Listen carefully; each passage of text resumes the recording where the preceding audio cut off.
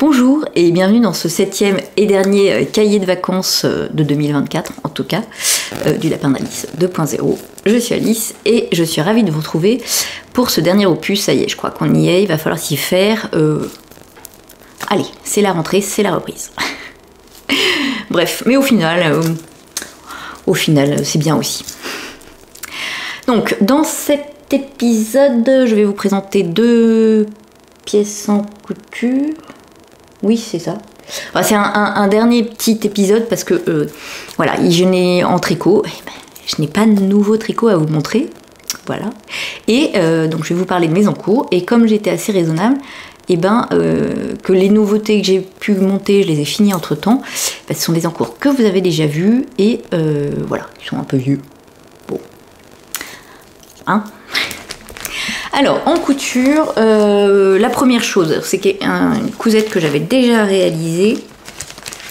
C'est, pardon pour le bruit, le short du livre Escapade au soleil de Liz Taylor. Donc, toujours ce livre-là. Que j'avais testé aussi, ce short, et il est tellement agréable et tout, que je voulais m'en refaire un. Tiens, là, on voit bien. C'est un short qui donne l'impression d'être une jupe. Donc ça, moi c'est top, j'aime beaucoup. On peut crapahuter, etc. On est très bien et c'est léger et voilà. Et je voulais le faire donc en... Il s'appelle Sérénade, je crois, celui-ci. Sérénade rose. Enfin, je le voyais bien dans ce tissu-là. Qui n'est pas uni, mais c'est fondu. Donc c'est presque uni. Non, et en plus, il va très bien avec mon top opale qui est en super pink. Voilà, j'ai les deux ensemble, j'adore, ça fait hyper gai et tout. Donc ce short, vous voyez comme il tourne et tout. Il est tout simple, il est hyper rapide à faire, mais je trouve qu'il tombe très bien. Donc c'est un short avec beaucoup d'ampleur, ce qui lui donne ce côté un peu jupe. Donc on a des devants, des dos. Et donc ensuite, on vient coudre une parmenture qui va nous permettre de former la ceinture. On fait une coulisse en laissant un petit peu de froufrou en haut. Et puis on passe un élastique assez large. Voilà. Au préalable, on a fait des boutonnières devant pour pouvoir passer un petit cordon qui est purement décoratif. Hein. Le cordon, vous voyez, il fait pas le tour du tout. Je sais pas d'où vient ce cordon. Ah si, j'ai acheté un bout de cordon. Alors j'ai une mercerie à côté de chez moi. Donc voilà. J'ai pris 50 cm. Je pensais que ça allait faire beaucoup. Ça fait rien du tout. Et puis j'avais des stop cordons. Ceux-là, je crois que je les avais achetés à Pauline. Enfin, la mercerie La Rochelle, quoi. Alors c'est un peu galère à mettre ceux-là, j'ai trouvé, parce que j'ai pas trop su comment les mettre. Enfin bon, voilà, parce que le truc est assez gros, donc pour faire un nœud pour que ça parte pas, c'est pas évident. Enfin bon, voilà. Mais au final, je suis ravie. Écoutez, ça fait le job en tout cas. Et je trouvais qu'il allait bien avec ce tissu. Ça lui donnait un petit côté un peu, voilà, un petit côté un petit côté cool, quoi. Voilà, donc ce short, je l'aime beaucoup. Je trouve qu'il est très agréable à porter et très simple à faire en même temps. Donc la deuxième chose que j'ai cousue, c'est cette chemisette, mais c'est pas celle-ci. Donc c'est la chemisette, c'est de la box couture de mars 2024. Voilà, que j'ai trouvé très sympa. J'adore le tissu. Voilà, comme je suis un petit peu en retard sur les box, j'avais pas eu le temps de la coudre en mars. Hein. Et donc, arrivé là le printemps, le mois de juillet, je me suis dit, tiens, elle est bien sympa, j'ai bien envie de la faire, mais ce tissu, pour moi, il fera automne, là, très bien. Et il se trouve qu'il me restait une chute de ma robe Ina, de Petit Patron, dans un tissu Majam là que j'aime beaucoup, et je me suis dit par contre la petite chemisette dans cette viscose là, ça va être top, ça va faire Hawaï, vacances, parfait. Et donc c'est ce que j'ai fait. C'est une couture qui demande peu de métrage, donc c'est pour ça je me suis dit pour utiliser mon reste c'est pas mal. Alors là elle préconise 1,30 m, je crois pas que j'avais 1m30. Hein.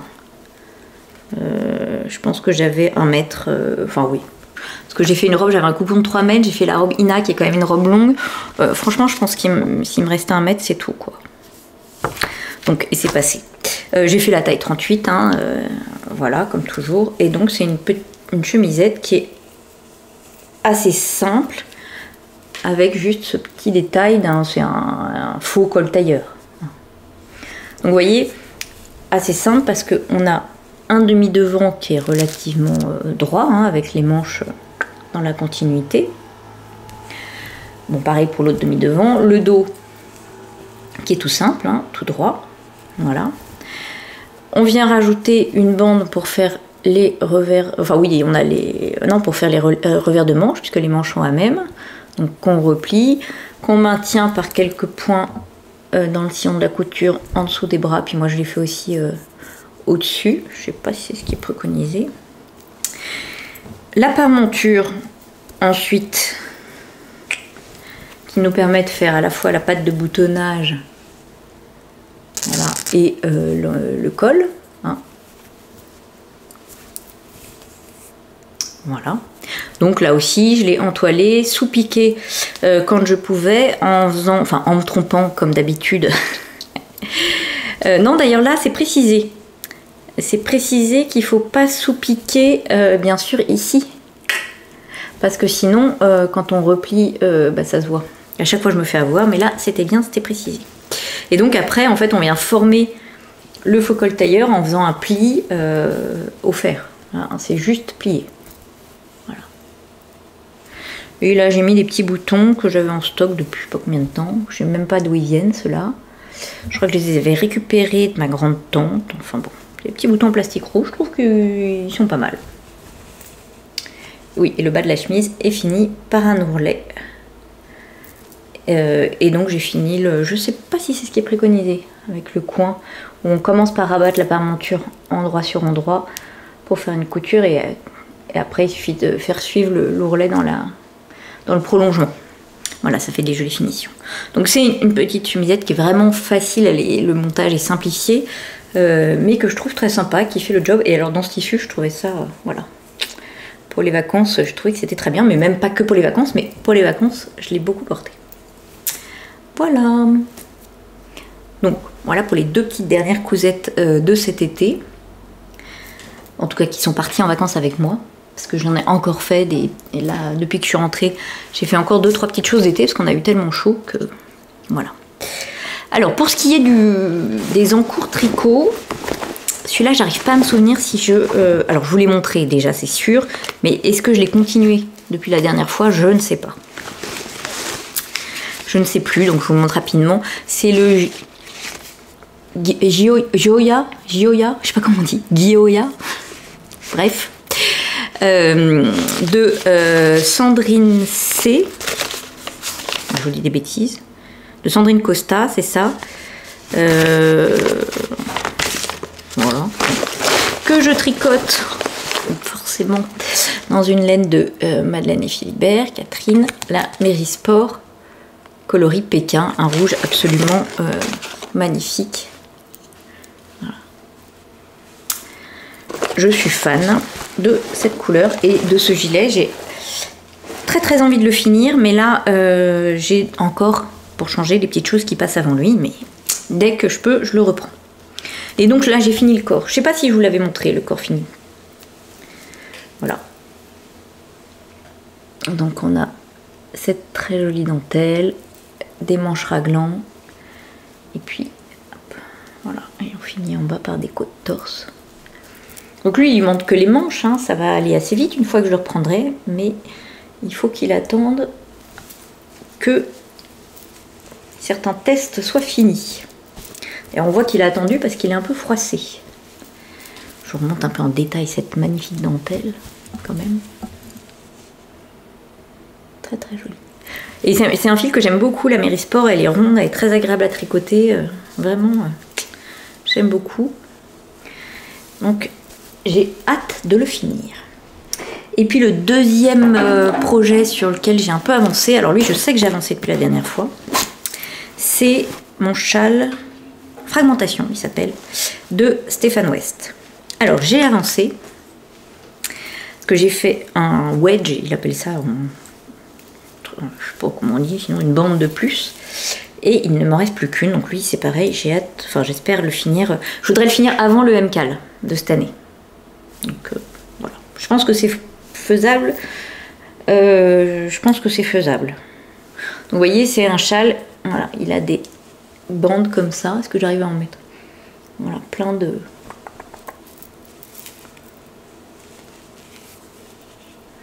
bandes, plein de bandes. Voilà, il y en a 7 en tout, j'en ai fait 6.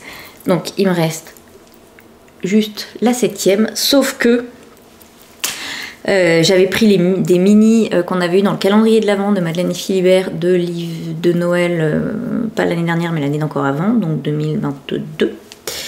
Et j'avais bien vu que ça faisait un peu moins de métrage que ce que préconisait Stefan West, mais je me suis dit, souvent il en reste avec lui. Il tricote assez lâche, et puis il veut pas que les gens manquent, donc voilà, il est parfois trop. Je me suis dit, ça va passer, crème. Mais non, c'est pas passé. Il faut dire qu'il y a aussi des choses, c'était des restes. Celui-ci, c'était un reste de je ne sais quoi d'ailleurs, j'avoue. Peut-être de By Night.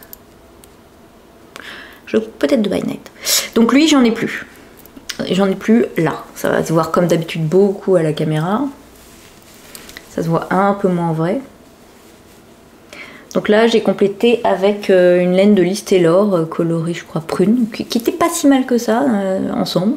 En tout cas, qui ira dans le camailleux. Et je pense que je vais manquer des autres couleurs aussi. Je vais peut-être avoir de quoi faire une première répétition, mais j'aurai pas assez. Donc écoutez, je vais aller piocher dans mes nombreux restes, pour essayer de finir dans des camailleux qui iront. Après, je me dis, après tout, d'abord c'est un châle un peu patchwork, et au moins il sera personnalisé. Voilà. Ça m'embête pas outre mesure, de toute façon il est bariolé. Et là vous voyez cette forme, ça va être trop bien pour s'emmitoufler. Donc j'ai un peu de tout, j'ai beaucoup de petits, je vous dis les mini de Madeleine et Philibert, du calendrier de l'Avent, et j'ai aussi, alors là il y avait un peu de Urso, que j'avais dans un calendrier aussi de l'Avent il y a longtemps. Là je vous dis c'est de la By Night. Et le reste, non, c'est du Madeleine et Philibert. Ouais. Donc voilà, c'est un châle qui est assez agréable à tricoter. Comme ça on a l'impression qu'il est énorme et que c'est infini. Mais en réalité non, parce qu'à chaque fois, oui, on commence par... D'ailleurs, vous allez voir tout de suite. Une toute petite, très peu de mailles. Là, je suis déjà à la 2e rayure, donc vous imaginez. Et on vient augmenter comme ça, rayure par rayure. Alors au début, les rayures, elles vont hyper vite parce qu'on a très peu de mailles. Donc on finit très vite la première section. La première répétition. La deuxième, c'est pas beaucoup plus long. Et puis on change de couleur tout le temps. Donc voilà. Et les derniers, on arrive, je crois, maximum à... je sais plus, c'est peut-être 110 mailles à la fin, mais maxi, quoi.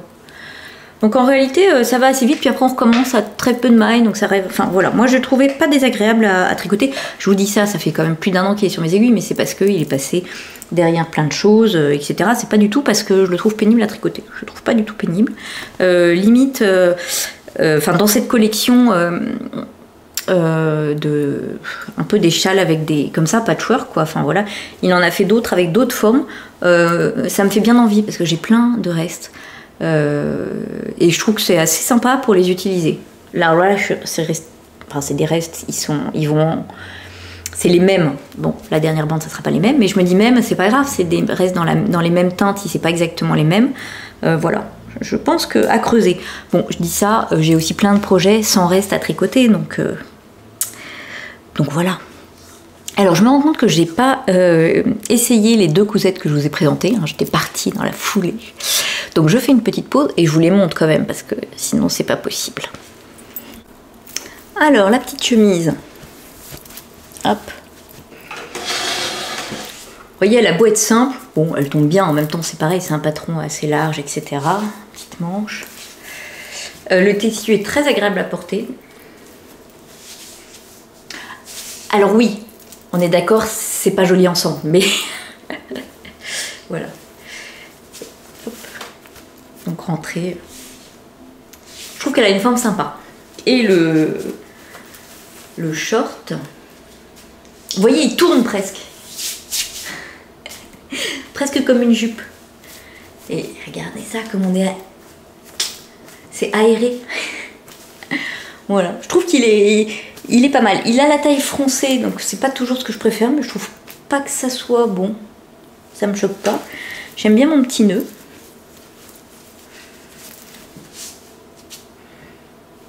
Voilà. Écoutez, on finit sur une explosion de couleurs. Hein. Et bien écoutez, voilà, je crois qu'on vient à bout de ces cahiers de vacances. J'espère qu'ils vous ont plu. Moi, je vous remercie parce que j'ai eu beaucoup de très gentils messages. Vous m'avez dit combien vous étiez content de retrouver ces formats, etc. Ça vous plaît bien, les petits formats? Du coup, c'est vrai qu'à chaque fois, je me dis, est-ce que c'est pas quelque chose qu'il faut réitérer plutôt que des longs podcasts classiques comme je fais, voilà. Bon, on verra. En tout cas, merci beaucoup pour tous vos gentils messages. Merci de m'avoir suivi pour de m'accompagner pour cette rentrée. Ça adoucit aussi ma rentrée, donc voilà. Et puis je vous dis, eh bien, à bientôt. Enfin, je ne sais pas quand. Je vous dis à bientôt pour un podcast classique ou pas, en fonction de si je fais des petites vidéos. Nous verrons. Voilà, donc écoutez, en attendant, bonne couture, bon tricot et à bientôt. Au revoir.